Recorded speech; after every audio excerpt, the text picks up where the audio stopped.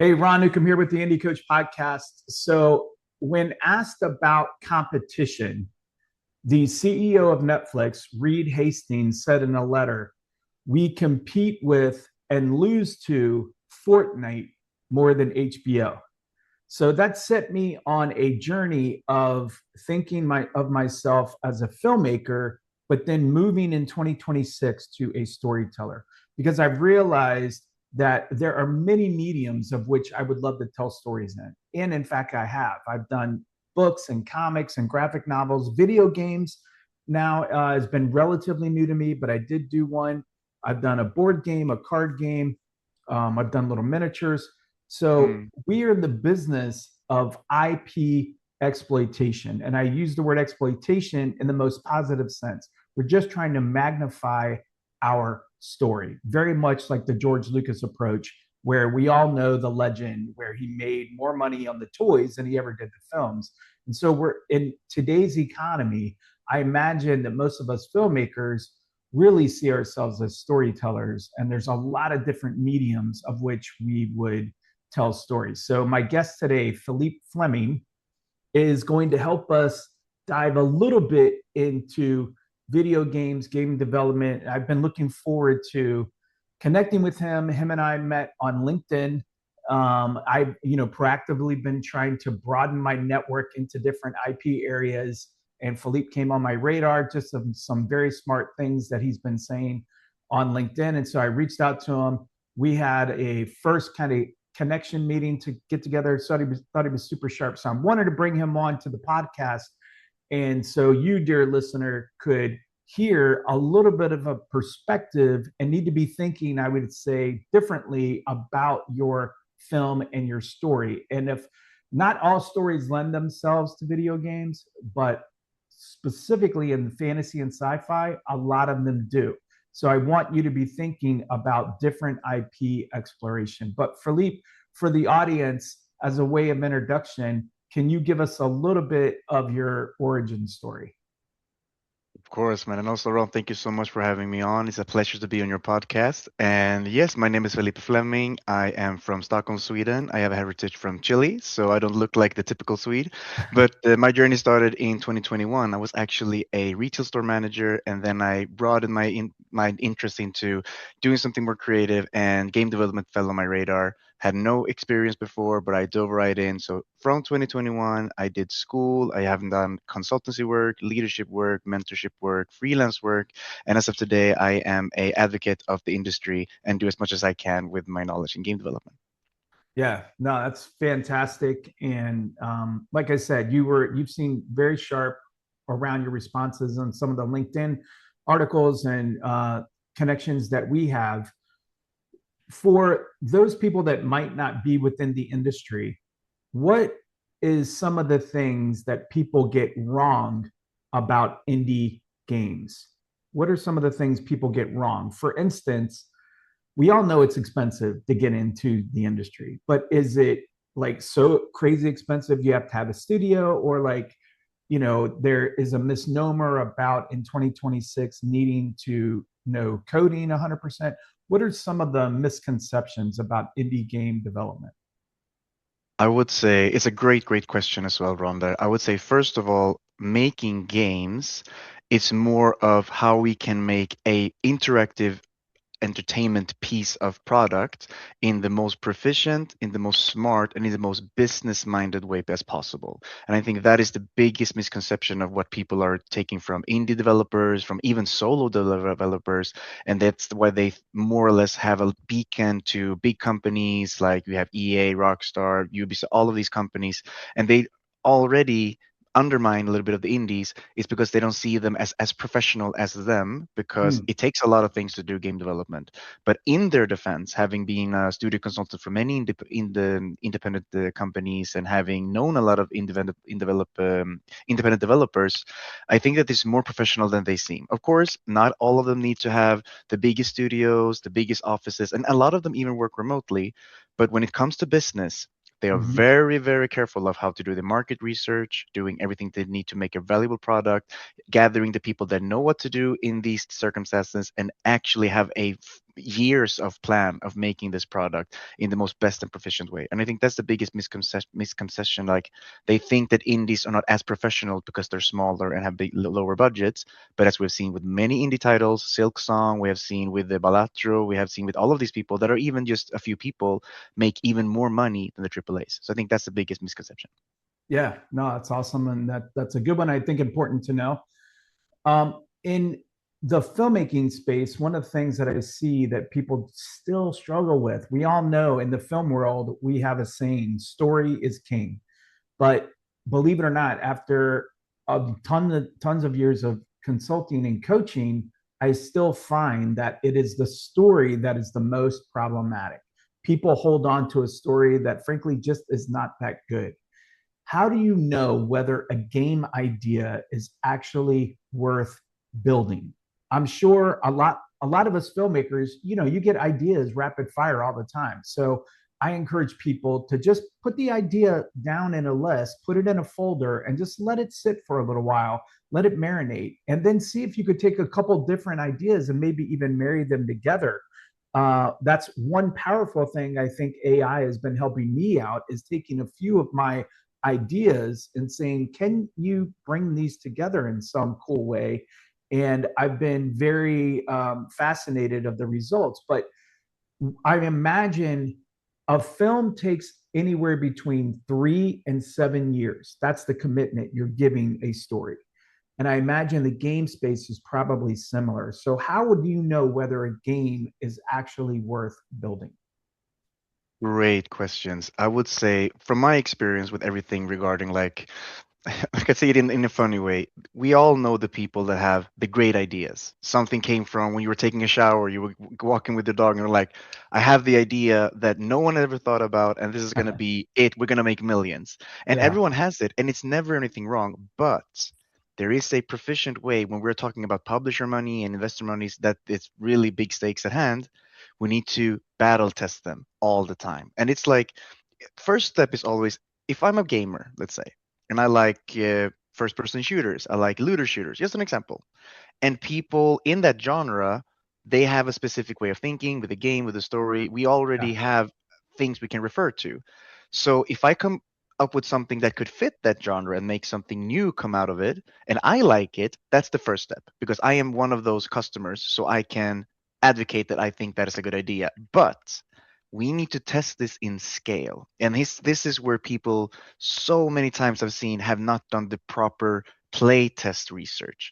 This is where we take the project, we take the idea, we take the concept as minimal as possible. Just something the game loop and the story and the idea of the game, and as much as we like it, as much as we like this is the best thing ever, we need to test it. And we need people to be very hard. We love it and very hard. This is garbage. We need both because then we have a scale. If something that I come up with and I think is good, and I give it out to the public from Discord services, through we can be even on itch.io and just make people play them there, or just send it out to the public into like we want to play some close play testing, and we just get people that super love it. Either they're lying or they're friends and family and they just want to don't like hurt your feelings, or they all are in the we hate it pile, and then you know that your game will not be selling. Mm. If we have both, we can navigate where we are, fine tune it, and just make sure to polish it to fit that core audience. And then we do it again and again and again. And I think today, when you have an idea, battle test it with your main demographic of customers, play it with people that don't even play games and people that are from other customers. And if you get good responses from them all, then you go to the next step, do it again until release. That is the biggest mistake I see a lot of people do in any shape or form of game development. So I'm an agile practitioner. And one of the things that I've learned in agile over the years as an IT project manager by day is that iterative process, small incremental changes over time yields positive results.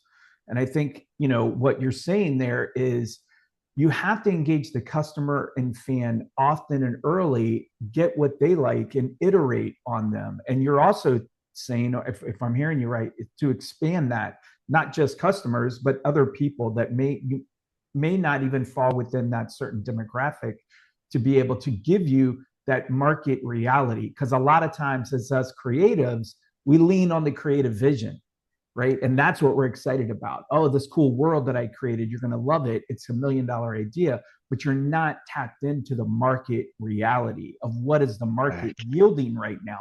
Sometimes there's a reason why I've learned this to be true too. And it's cost me a lot of money. Sometimes there's a reason why that type of game is not working right now. It's not that your idea is bad, it's that shelve it for a little while and see if that kind of comes back around. The other thing I've learned though is that in the IT space, and game development is pretty cool because it's the creative with the IT coming together. And so there's a thing in the IT world we know called scope creep, and scope kills a lot of projects.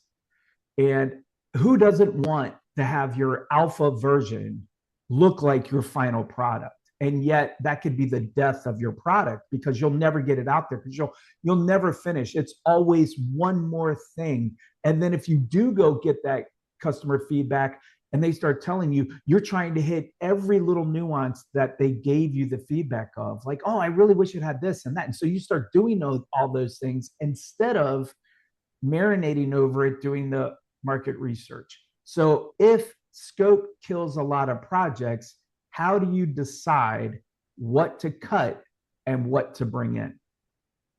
Great question. This has happened actually a lot with not only with many of the projects you've been to, because when you go to game dev school, you do a lot of projects just to train until so you can go to the market, and it happens even early on. And I think it's a battle from passion and being logical. Like those two things always will collide a little bit. And from my experience, not only if we take it from the school, but actual studios, like with the studio consultancies that I've been through, I have had a wonderful little discussion based relationship with the creative directors. They are the ones that really have the biggest vision in mind. They started with them, it will end with them. It is almost like they become second nature with the game title, and they want it to be the best possible. So they Sure. always want to add more stuff to it. Like we could do this, we can do this. And from my side, as a consultant, I usually see over the whole production. Like we have had this plan, we need to be here at these points, and we need to be careful of the because the biggest thing is that we need to have it something good and great when we launch, and we need to be mindful of having that because two things can happen. We can always push the deadline and it never comes out, and that will be bad.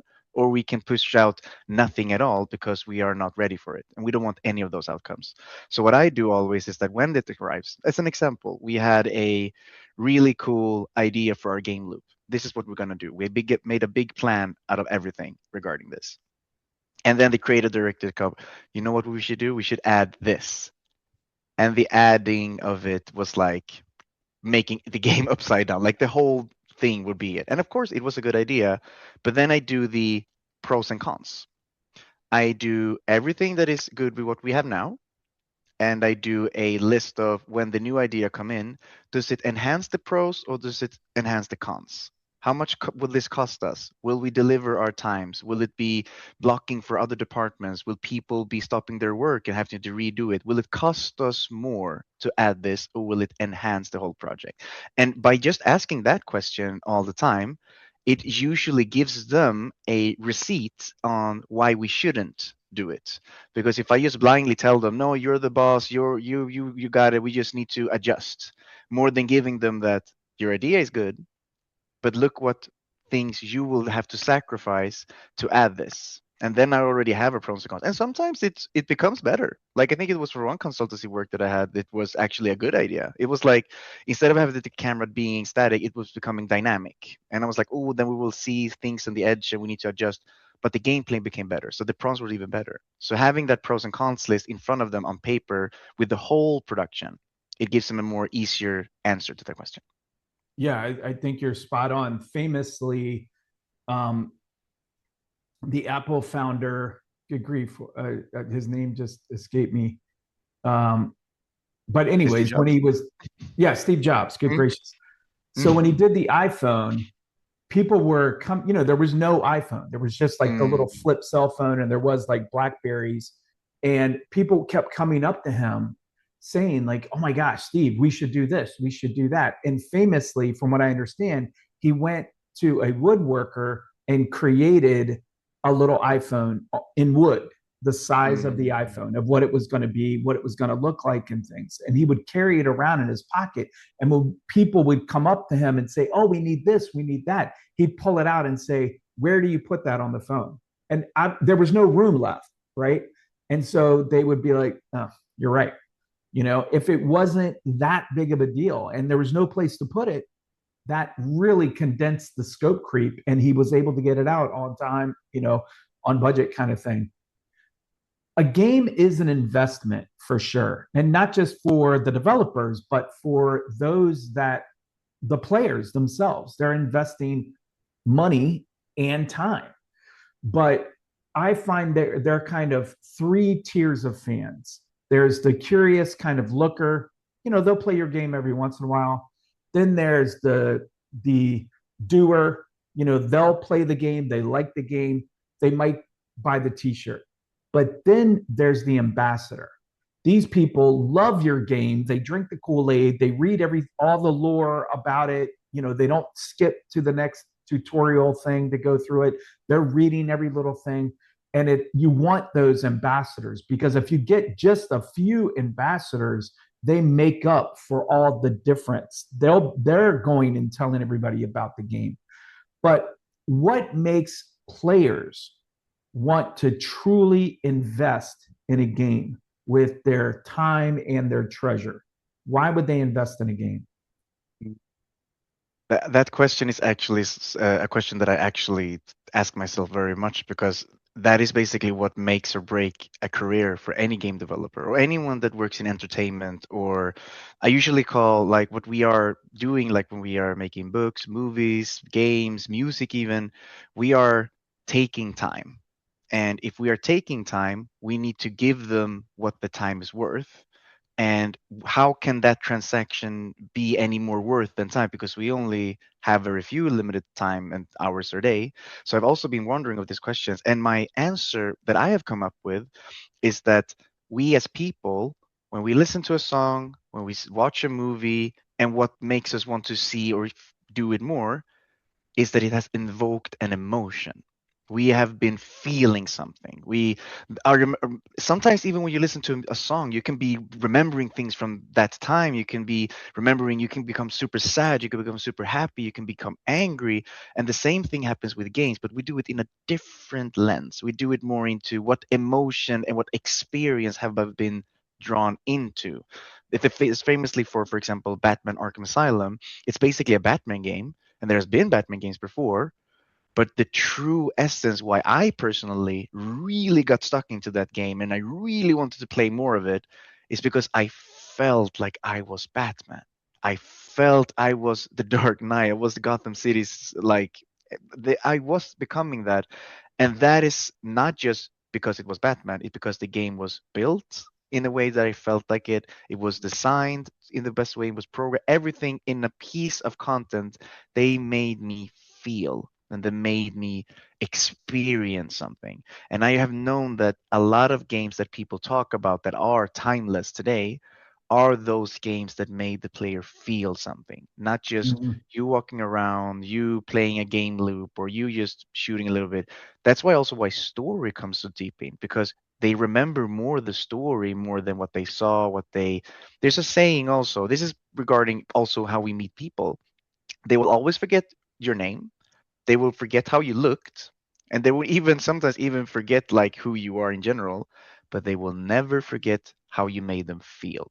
And that tapping in is, I think, is the secret how we can make someone become an ambassador from just someone that plays a little bit. If we make them feel something they haven't felt before, or feeling something they cannot get from a usual everyday place, I think Yeah. there is where we can tap into that.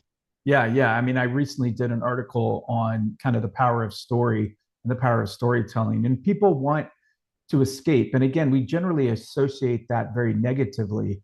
But what they're escaping from is the modernity of life, the mundane, or the woes of life, or just paying bills, or loneliness, or despair, or all these negative things you're trying to get away from. And just for a moment of time, a proper story can take you on a journey.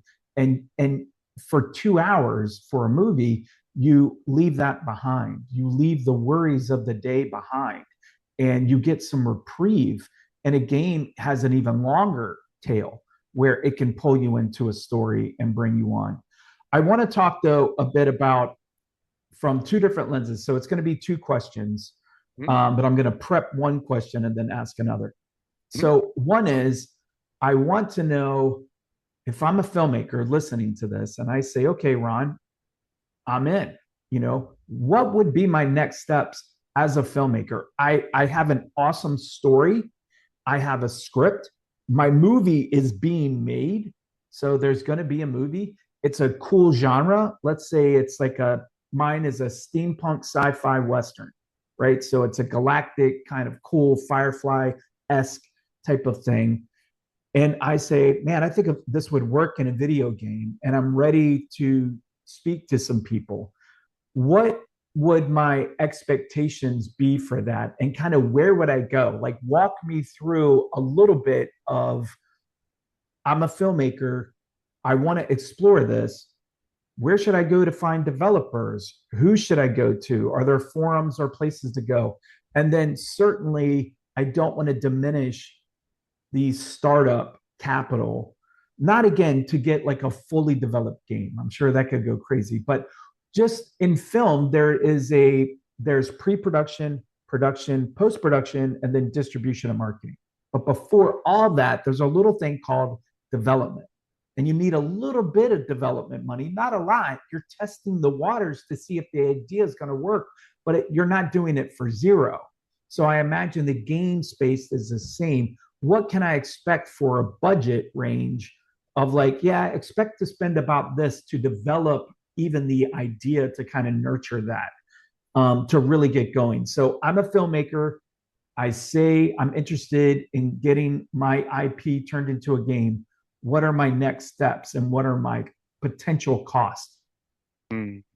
Great question again. I would say the first thing, it because a lot of my experience from people that are starting new studios, they come actually from other industries as well. Of course, some people are like, I studied here or I worked at the big company, but I want to start something on my own. But there are people, I think actually talking to one client that came from music industry and he did only music, but he had a great idea and he was like, I have an idea in my head.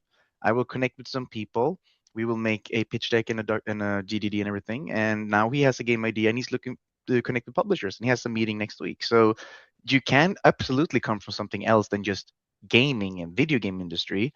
But from what I've seen, what people do and with that little hurdle from like going from nothing at all into actually making full time of the game, there is a path there, and coming from filmmaking, it's actually the best way because you already have an experience, you have something that we can digest into.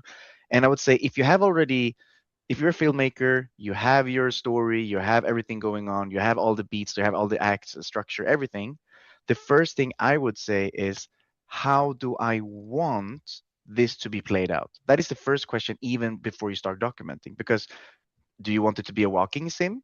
Do you just walk around, explore the story? Do you want it to be like a comic style that you just press and do dialogue? Like, what is the first vision that you have? And usually, a filmmaker who has a film and says has the idea, I can see this in a game, then they already have something up there. So that is the first question. How do you want this gameplay? How this movie and idea for this can come into a game? That's the first one.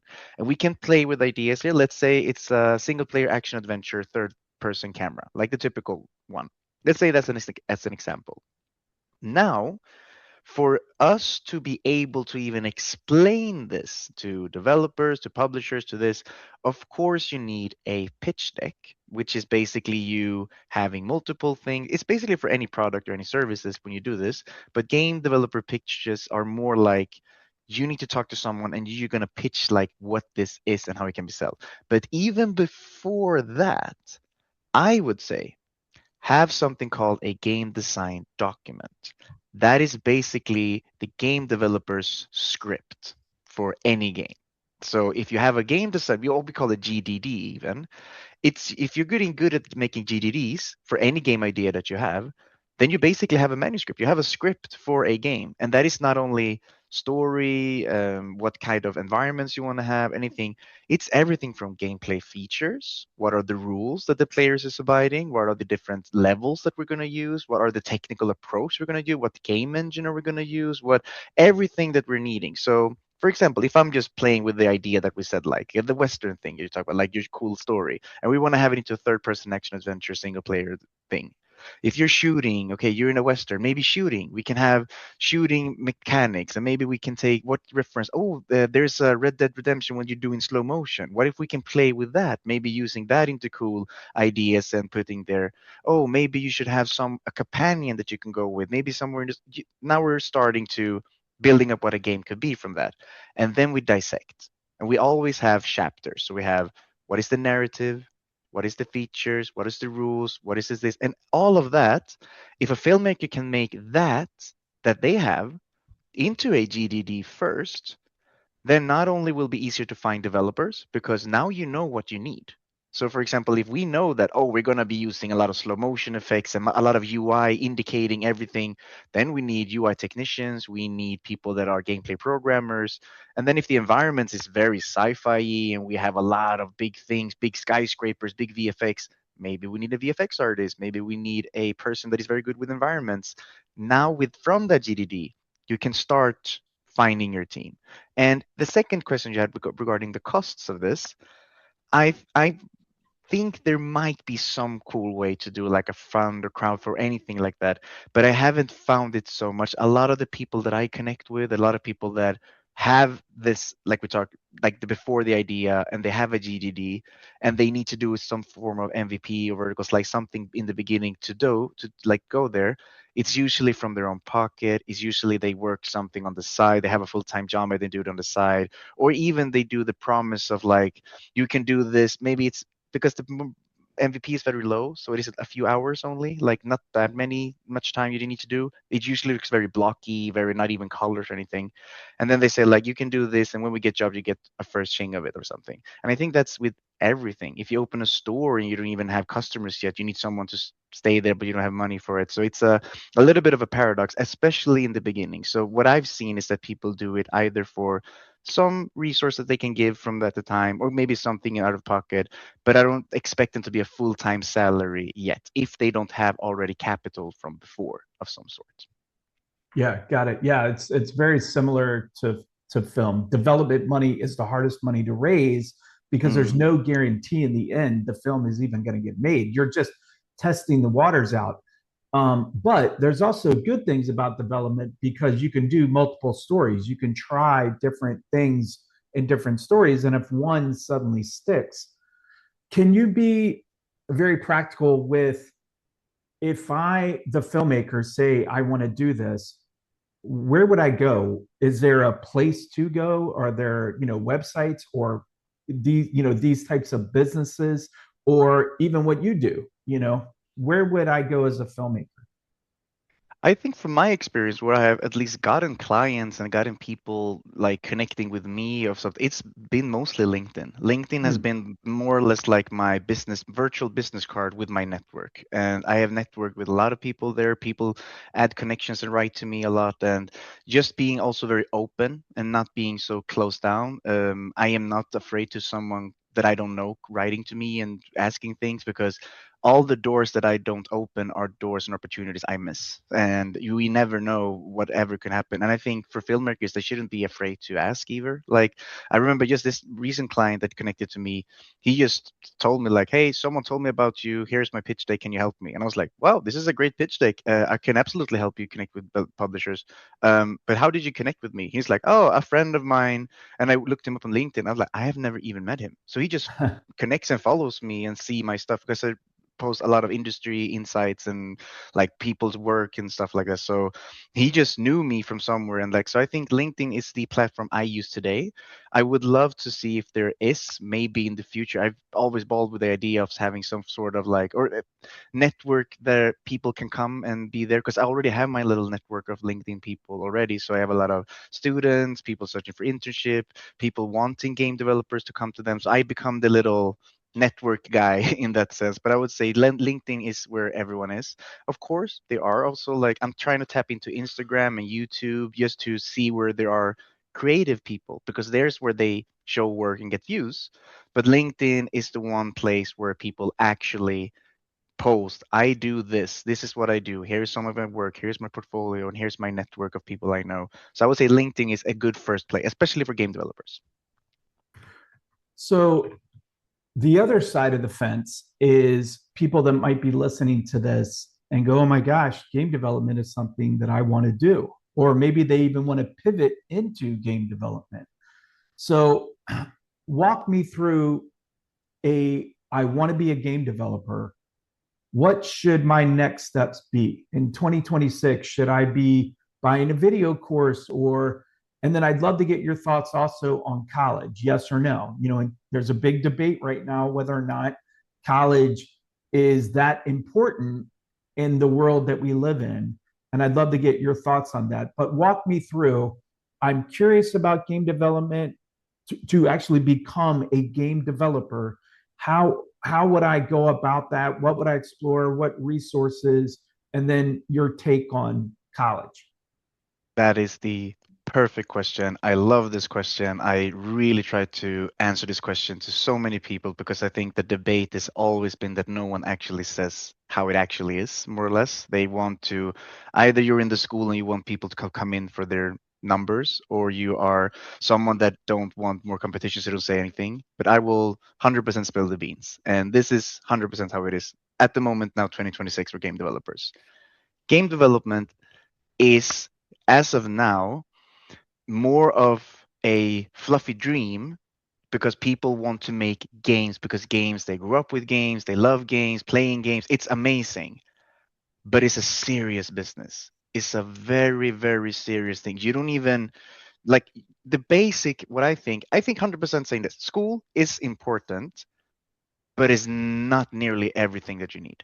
It's not nearly enough. You must have some education just to know what it is. Like game development, especially for me as a designer, I need to know about player psychology. I need to know about how to captivate the player. I need to know about like beats into a game experience. I need to know how to prototype. I need to know how to code. I need to know so many things as a base, so I just know what the work is. That is step one. Step two is that we are actually working in a very serious environment. We're working with professionals in at the enterprises, big companies, with publishers who have money, investors. It's not a lolly doddy. Oh, what do you do for work? I play games every day. This is can come as controversial. I don't play games. I only play games when I have to make something. When a client comes to me, I'm making a racing game. Okay, then I pick up 5 racing games and learn about the genre. But on my free time, I don't play games. And I think there's a fluff dream that I meant, that people just want to, oh, I don't want to do anything else. I don't want to make this. Oh, I play games every day. Oh, why not working it? That is the wrong approach. That is absolutely the wrong approach, because all of these people that I've seen have all ended up giving up, because, oh, this is not playing games all the time. I don't get to play my favorite game all day. No, you won't have time because it's a very serious business. You need to learn, of course, the basics. What even is happening behind the screen? How can I experience something from a screen? What is happening in the computer? What is happening in the programs that I'm using? I'm using a game engine.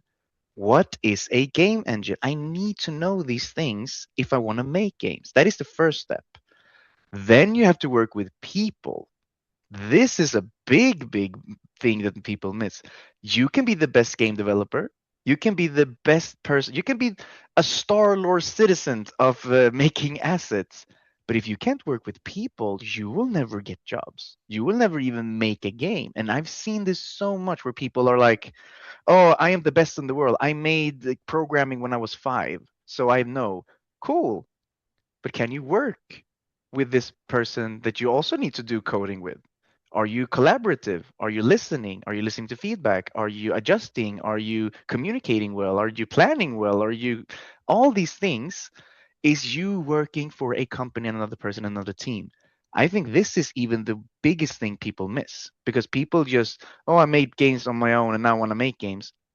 You need to be in a team. People make games, not one person or one individual. People, and the better the team culture, the better the team alignment, the better the game. You don't have to be Yeah. many. Team Sherry was 3 people. Made Silksong, one of the biggest selling games, but they were doing it well together. So being in school, amazing to get these two because you get to learn about the games, how to make them, and you learn how to make games with other people. And you don't get to choose these people as well. I worked in 13 game projects with different people that were small projects in school environments, in game jams, in small personal projects. And each time I have had to adapt in a different way. New people, these people are very outwards, these are very inwards, these people are very wants to rule the room, which people are very laid back. You need to adapt. And I think from my end, school gives you that. But then there's the biggest one, how you adapt and see the industry as it is. Just because you are the best of what you do and you are the best of working in teams, if you don't network, if you don't go out to events, if you don't write to people, if you don't go to companies, if you don't showcase your work, how is anyone going to give you opportunities? I'm going to be completely honest here also. When I started out, I wasn't the best game developer. Hell, I even started game development the same day. I wasn't even a gamer. This PC I have is the first I ever owned in my life. I bought it 2 years ago. I started game development 2021, but I showed up. Not even if it was the ugliest house you've ever seen on level design course, I showed it to people. I showed it to my LinkedIn network. I showed it to my Instagram. I showed it to people and said, "Hello, I am a game developer. I want to get opportunities. Here is my work." People will be like, "Oh, great, good first try." But I did it again, again, again, again, again. And the people in my class that were the best, they didn't get as even half the opportunities I got just because I showcased myself. These 3 things, if you want to get in game development today, 2026, you need to be great at all 3. And I think that is the biggest thing that people don't say because they want to sell the no, just make games, just do this, just do that. But you need to have all 3. And that is what I think people need to be advocating more than just saying a little bit of it.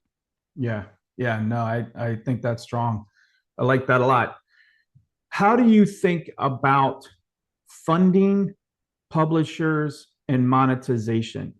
I have a Ronism in the film world, money's not a problem, it's the problem. And I'm trying to Mm. solve that with some things that I'm working on. But how do you think about funding publishers and monetization? I think at least in game development, from I was recently at UGC, which is the Umeå Game Conference, and I've heard a lot about like how publishers work, how investors work, and I've been a little bit into the developer seat. But I kind of wanted to go up a little bit more like if I would start a studio and or if I would help studios get connected, I need to learn this as well. And there was a great panel of first of only publishers and one panel with only investors.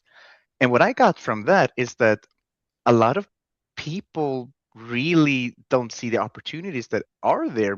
I even including myself, I had no idea the opportunities were so available only if you did it the best way you could. Like, of course, if you want to do it all yourself, you want to make your own game and you want to monetize in your own way, that's also good if you know a lot of business into it because it's basically a product. It's a product service that you make. But the publishers and the investors, the only difference in those is that publishers, from what I've learned, is that, and a lot from the people on panel, publishers are companies who have money, but they want to build a relationship with the studio. So, for example, if I would start a studio and I do a game product so they can play the demo, whatever vertical slice or something, they have something playable to get the idea. I do a pitch deck, and the pitch deck shows everything. This is what the game is about. This is the elevator pitch. This is what it's about. And this is the team, and this is the market that we have, and this is what the money that we want. Usually around $2 million is what people ask for. This is pretty usual, around 1 to 2 million. But the publishers want then to see, okay, let's. This is good. This has potential. This is something we can see. We see the professionalism that you approach for this. We want to go in and do it with you. They usually even take a producer from their company, the publisher company, and give them to the studio. So they don't have to think about planning, structure. The producer does that for them. And that producer has connections with the publishers. And then the team can just do one thing, make the game. Make the game. Only thing you have to do. And then from the publishers, they even come in with the marketing money, they do visibility, community management, they do social media, they do all that stuff so that the team can do the game. And then when we come to launch and when we do all this stuff, they do like a split or something of the profits. But the thing with publishers then, they want to keep that relationship. They want to ask you, what's the next idea? What's the next thing? Like they see, like, what is it, 2 years or something, they can make a game. We have gone to have a good relationship. We have good relationship with each other, the entity of publisher and the game developers. Let's make another one. And they usually have relationship for over 10 years together. So that is like the publisher side of it. The investors are more a little bit step back. They're more into what product do you have? How can you sell it to me that I will get my ROI, the return of my investments? And then they're more a little bit away. Maybe once a month they want some information from the developers and be like, okay, what kind of information can you give me? Like, oh, it's going great, la la la. That's the only difference. But the opportunity that you can get as a developer is very high because they get, what is it? They said 1,000 pitches a year. That is like 100 or something a month or something. But they choose maybe 10% or something that even goes through them. But I keep in mind also that there's a lot of people that don't know so much about. They Google how does a pitch deck look. I have an idea about making the biggest Dark Souls game, but you are a bunny, let's say, and they just come up with something that maybe isn't. They haven't thought about, like, not to be up because they've just made a game about a chicken that is a Dark Souls, so that went well. But like a lot of people don't do it in this as the if they show up professionally and really be like, I've read the market, I've done my research, here is my thing. Here is the development team. We have the skills needed. They usually go through it, at least for a meeting. I know a lot of people like, oh yeah, I just sent my pitch deck to Paradox and they said yes. I was like, whoa, oh, great job. Or I sent mine to Team 17 and they said yes. That's amazing. So one had don't have to like see that there's such a gap from you getting your money needed for making your game. That gap isn't so deep. I don't think just that people don't know that you can send in your pitch deck online. You can go to team17.com. Here's a link. Send your pitch deck. Write your information. Get a response in within 2 weeks. Like it's really easy. It's just that you have to just do your research and do it as professionally as possible. And I think that is the answer a little bit for publishers and investors. And I think developers can get that money. They just need to do it as professionally as they can. Yeah. Yeah. Definitely need to have that sense of professionalism. It is a business first, and then we get to Yes. tell stories. Games are just the function. What Mm, has failure taught you the most? What has failure taught you the mm, most? And then also follow it up with what would be the single most important thing you could tell someone about game development? So, what has failure taught you? And then what's a good takeaway? mm. I think all the failures that I have had is when I have planned and not executed the plan as I should have. That has been my biggest failures during my development time. It has been not been so much like, oh, I did the code wrong or I did the execution of playtest in the wrong way. It's that when I've had, okay, I need to do this exactly this way, but my management of making those tasks in that order have somehow been wrong. I took something else in the meantime or something, and that has been the most of my failures, especially when I was in school. And I think what I've learned from those failures is that there's actually a quote that actually a friend of mine, a dear friend of mine called Rasmus from my school, he said, if you don't, if you don't plan, what is it? If you fail to plan, plan to fail. Yeah. And when he said it first time, I was a little confused. I'm like, what do you like? And then he said, if you don't plan your things the right way, then you just can be aware into planning that you're gonna fail in it. And that's what I learned from my failures is that when I haven't made now, if you could see my calendars on Miro, it's like I have plannings all over 2026 each day, everything. It's because if I don't do that, then the failures will come after that. And that is one of the biggest thing that I've learned from that is that it's okay to do those mistakes, but you can always narrow down where they come from. And I think it's mostly from planning and not executing those plans. So that's the biggest thing I learned. Always be a good planner, whatever you do in your career in game development. And with the topic of what game development actually is, what I would say for someone trying to get in or someone that is interested in it, I would say there will be an illusion. We all go through it. We all go through a illusion of seeing it as this fluff dream. And it's 100% normal. I think that's with all creative work because you take your passion for things, you get everything that you remember, all the emotions, all the games from when you were a kid, everything, and you now can do it, but it most likely isn't like that. The industry has a lot of downsides. Not downsides into in a say it's a bad choice. Anything is possible, but it will be nights where the game will break. It will be nights where you feel like nothing is working. It will be nights where you not fight, but you don't come into an agreement with your team. It's going to be times where you don't make time for the deliverables. It will even be times where you forget to save and your project doesn't like it's going to things are going to happen and it's going to affect that fluff dream.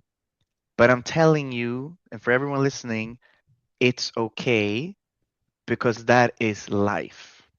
That is not game development. That is not Right. gaming. Right. Life is like that. Like That's right. anything you go into. And you're going to be like, if you want to go to the gym, you want to become the biggest, strongest guy, you have this dream, like, I'm going to be the new Mr. Olympia. But sometimes you're going to get sick. You can train. The gym is going to be closed. You missed your day of protein. Like, and then that dream gets affected. But if we see life like this into a scale, sometimes when you zoom in, it feels like this. But when you zoom out, it's Yeah. like this. Yeah. That I felt so much with game development. And I'm fortunate that I've had this mindset when I started so I could go over it. But I've seen a lot of people giving up. This wasn't for me, it was hard. I'm just going to play games. Oh, you know what? I give up. This is not for me. I cannot do this with this coding. I'm like, no, no, no. It's not the game development. It's life. That is the Yeah. biggest thing I've learned from this. It's just Yeah. we can all go over it eventually. We just Yeah. need each other to help sometimes. Yeah. Amen to that. No, I definitely hear that. All right. I'm going to leave you with one final thing. I'm going to give you a scenario. And in just a few minutes, if I had 6 months, $10,000, that's all I have. What is my next play? What's my next step? What should I do? I've got 10 grand. I've got a 6 month timeline that I've got to do something. What should I do? Are we starting from zero with like we know nothing at all? Let's Like, Yeah, that's a good question. So let's assume I'm a filmmaker. I've mhm. got a script. I have this cool world. I even have my game design document. Let's say I have the Ooh, GDD. yeah. I've got the GDD, at least some version of it. And I've got 10 grand and I've got 6 months. I call Philippe. What's our next play? What's our I steps? would say you got the money. That's awesome. I would so be happy. First of all, I would be super happy. And I would say we are actually in the forefront of having something great. I would first of all ask to do we have the team? That is the first thing because now Right, we have money, we have the idea. It's like I just with that question that you said, I see us in the battlefront. I see us going towards. I see 6 months. That is the hill that we're gonna go to. We right. have our weapons. Who is with us? That is my first question. Who is with us? Okay. What do we need? I need to go to the document. What do we need? Oh, we need a Yeah. programmer. We need a artist. Okay, cool. How can we from today to 6 months, have everything we need to make a killer demo.